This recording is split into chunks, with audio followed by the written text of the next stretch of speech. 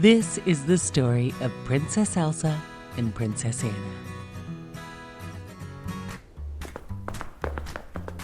When they were little girls, they were best friends. Princess Anna was one of the only people in the world that knew Princess Elsa's secret. Elsa had the special power to make snow and ice. One night, Elsa used her secret power and filled the grand ballroom with snow so the sisters could play.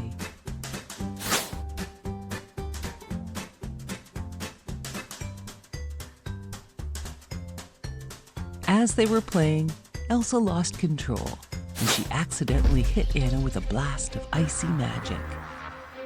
Anna was badly hurt. Her parents went off to the ancient mountain trolls to ask them for help. The wisest old troll told them that Anna could be saved, and that she was lucky to have been hit in the head and not in her heart. As the years passed, Anna forgot about that night. To keep Elsa's special gift a secret from everyone else, their parents surrounded the castle with walls and never let anyone inside.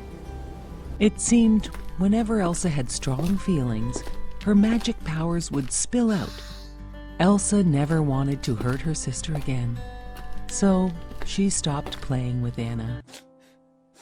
Anna became very lonely. Even after their parents were lost, the two sisters didn't spend any time playing together. Years later, it was time for Elsa to become queen. For just that one special day, the castle gates were opened. Hundreds of guests attended Elsa's coronation ceremony. Elsa worked very hard the whole day to hide her feelings and special powers. At the party, Anna danced with a handsome prince. He made her heart flutter. They fell in love and decided to marry.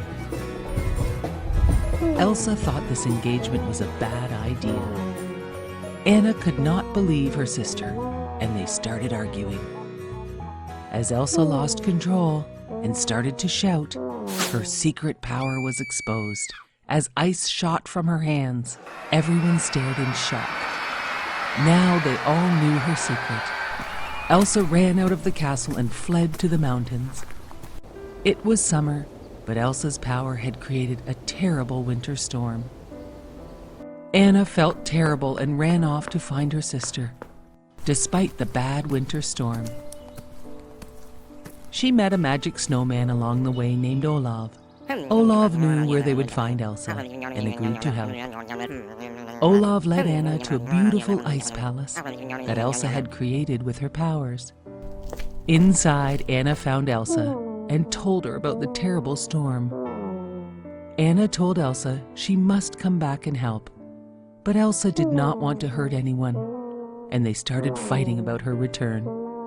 As they fought, a wave of magic burst from Elsa and struck Anna in the heart.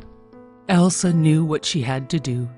She had to find the trolls and ask how to reverse the magic which was now freezing her sister.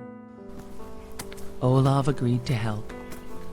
Elsa and Olaf found the ancient mountain troll, and he said, "Only an act of true love can thaw Anna's frozen heart." Elsa brought Anna back to their parents' castle to find the prince Anna was to marry, as he could save Anna with his true love. He laughed when he saw her and threw the sisters in the dungeon. "I only pretended to love her to get the castle and kingdom," said the prince. Afraid and locked in the dungeon, Elsa looked at her frozen sister. All of a sudden, the prince came in with a sword. He swung it at Anna, and the sword shattered on her frozen body. Elsa grabbed her and held her frozen sister tight, and suddenly, Anna began to thaw. As Olaf watched them, he remembered the wise old troll and what he said. An act of true love will thaw her frozen heart.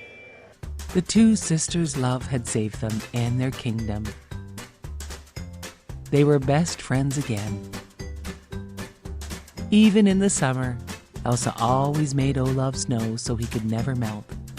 And now the castle gates were wide open. The evil prince was long gone, and they all lived happily ever after. Once upon a time, a girl named Cinderella lived with her stepmother and two mean stepsisters. They made Cinderella clean and cook all day for them, leaving no time for Cinderella for herself.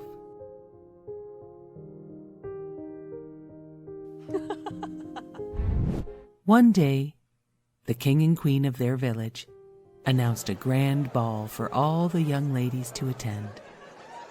It was time for their son, the prince, to find a bride. Cinderella had to help make dresses for her mean stepsisters. She had no time to make a dress for herself. She worked hard on the dresses for her stepsisters, and they just made fun of her. "Hurry up," said the stepmother. "I am trying very hard," said Cinderella, "as I want to get my dress started too." The stepsisters laughed and said, "Imagine Cinderella at the ball in her torn, raggedy dress." Cinderella just kept working to finish the stepsisters' dresses. On the night of the grand ball, a fine carriage picked up the stepsisters and stepmother, but left Cinderella behind to do her chores. Cinderella had no dress anyway. She had no time left after making the stepsisters' dresses to make her own. She waved goodbye and said aloud, "I wish I could go to the ball." Then, poof! All of a sudden, a fairy godmother appeared. Cinderella could not believe her eyes. "Who are you?" said Cinderella. "Well, I am your fairy godmother, and I will grant your wish to go to the ball." "But what will I wear?" said Cinderella, "and how could I ever get there?" Then, poof! With a touch of her magic wand on Cinderella's head, Cinderella was dressed in the finest ball gown and special glass slippers that fit only her. Cinderella looked at herself and could not believe it. "But how will I ever get there?" said Cinderella. And then, poof! With the touch of her magic wand, the most beautiful carriage was waiting to take Cinderella to the ball. "Have a wonderful time," said the fairy godmother. "But remember, Cinderella, at midnight, everything goes back to the way it was before." Cinderella promised her fairy godmother she would leave the ball by midnight. Cinderella went off to the ball. She met the prince and they danced all night. They danced, and they were having such a great time that Cinderella did not notice the time was slipping away. Dong! The clock rang. It was going to be midnight. Dong! Cinderella had to leave. The prince begged her to stay. She ran up the ballroom stairs, and one of her glass slippers fell off her foot.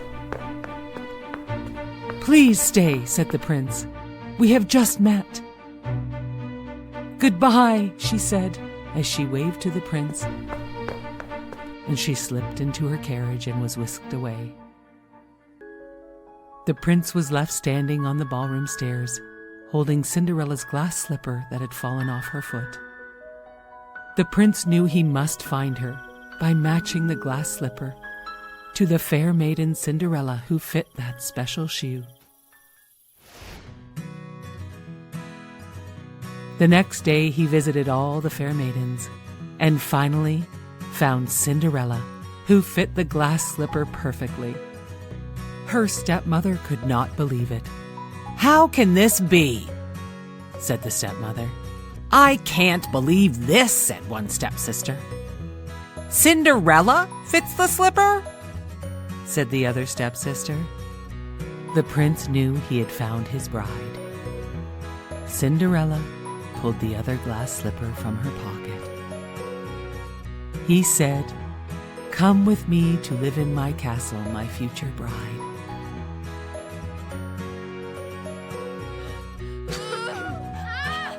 The prince and Cinderella had the most beautiful wedding in the whole land, and they lived happily ever after.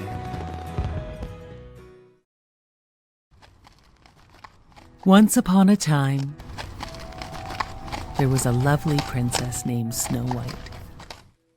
She lived in a castle with her stepmother, a beautiful but wicked queen. The queen was very jealous of Snow White and forced her to work as a servant. Every day, the wicked queen looked into her magic mirror and asked, "Magic mirror on the wall, who is the fairest one of all?" The mirror usually answered that the queen was the fairest, which pleased her. Meanwhile, Snow White did her chores and made friends with the courtyard doves. One day, a prince heard Snow White singing. He was enchanted by her. The queen saw this and became angry. Then the magic mirror told her that Snow White was the fairest one in the land. The queen was furious. She ordered her huntsman to take Snow White to the forest and do away with her. Snow White was so kind and gentle, the huntsman could not harm her. Instead, he warned Snow White of the wicked queen's plan. He told her to run away.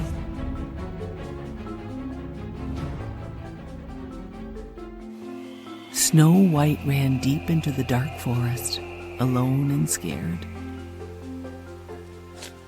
She fell down and began to cry. The woodland animals heard her and came out to comfort her. They told her everything will be all right, and they showed her to a tiny cottage. There were 7 beds in the cottage, with 7 names on them: Doc, Happy, Sneezy, Dopey, Grumpy, Bashful, and Sleepy. Snow White thought to herself, what funny names for children, and laid down on a bed and fell asleep. In the meantime, 7 dwarves were on their way home from a long day at work.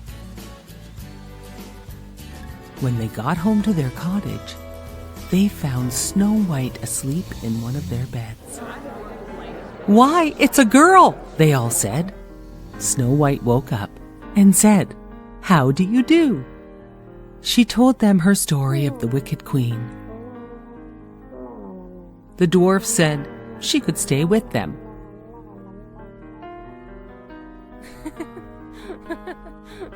Back at the castle, the queen did not know Snow White was still alive when she asked the magic mirror, "Who is the fairest of them all?"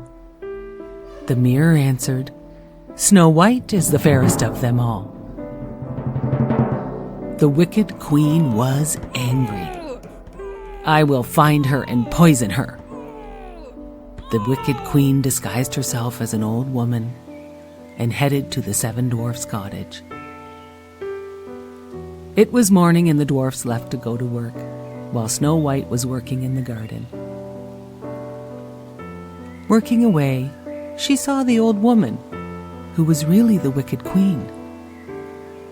Snow White said, "Hello," and the old woman offered her an apple from her basket, the poison apple that would put Snow White to sleep forever unless she was kissed by a prince.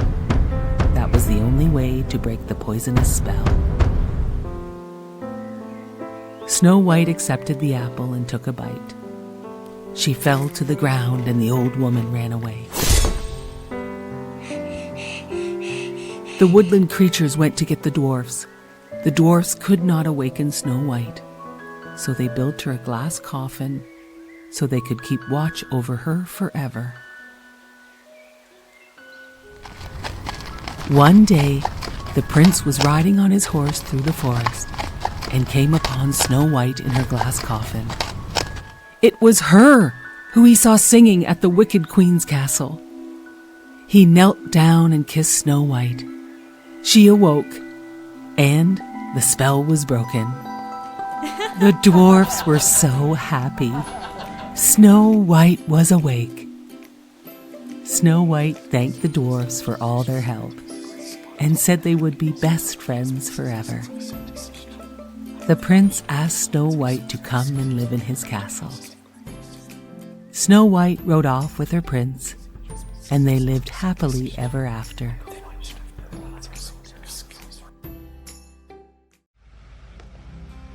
Once upon a time, there was a boy named Aladdin who lived far, far away with his poor widowed mother. One night, a stranger knocked on the front door and said, "Good evening. My name is Mustafa, and I am looking for my brother's son, Aladdin. I would like to take Aladdin to work with me to make good money." Aladdin wasn't too keen on the idea, because there was something about Mustafa that he did not like. But his mother thought it was a great idea, and she agreed to let Aladdin go with his uncle.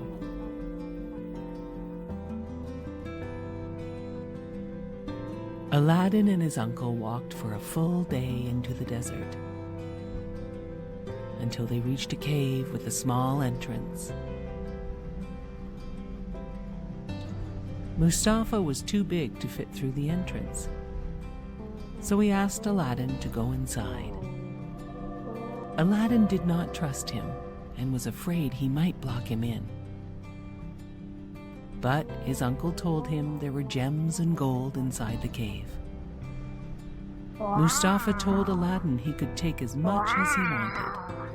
Mustafa only wanted an old lamp from inside the cave. So Aladdin went inside. Aladdin could not believe his eyes when he entered the cave. It was full of treasures. He started filling his pockets with diamonds and rubies and emeralds. He also found a gold ring that fit his finger perfectly. Finally, he found the lamp Mustafa had asked for. He yelled for Mustafa to help him out. But Mustafa said he wanted to see the lamp first. Aladdin did not trust him, so he refused to let him see the lamp. Mustafa was angry and said, "I am not your real uncle, and I don't care about you, Aladdin. Since you won't give me the lamp, I will block the cave entrance with this huge rock." Mustafa left Aladdin inside. Aladdin sat crying with the lamp inside the cave. "Stupid old lamp," he said. "It is not even real gold." He rubbed the lamp a little to wipe off the dust. And all of a sudden, poof! A genie came out of the lamp. "Master, I will grant you 3 wishes," said the genie. Right away, Aladdin said, "Take me home." And poof, Aladdin was at home. His mother almost fainted at the sight of Aladdin. He told her about Mustafa and the cave full of treasures. Aladdin rubbed the ring he had put on his finger, and a second genie appeared. "Master, I can grant you 2 wishes," said the genie. Aladdin wished for a grand palace and enough wealth for him and his family to be rich forever. All of a sudden, Aladdin and his mother had a beautiful palace filled with riches. One day, Aladdin was walking through the city when he saw the most beautiful girl. He fell in love with her at first sight. She was the Sultan's daughter, Yasmin. Yasmin loved Aladdin too. Aladdin went to ask the Sultan if he could marry Yasmin, and the Sultan said yes. After many years, the Sultan died and Aladdin ruled the country. This news reached Mustafa. Mustafa knew how Aladdin became so rich and powerful, and he made a plan to get the lamp back. Mustafa tricked Yasmin, who had no idea who he was, into trading him with the old ugly lamp for a shiny new one. Yasmin accepted the trade and went to show Aladdin. Aladdin was mad at Mustafa for tricking his wife into this trade. He searched for Mustafa and found him sleeping with the magic lamp. Aladdin slipped the lamp from Mustafa and raced back to the palace. Aladdin had one more wish, and he asked the genie to turn Mustafa into a frog so that he could never bother them again. The genie granted Aladdin's wish, and Yasmin and Aladdin lived happily ever after.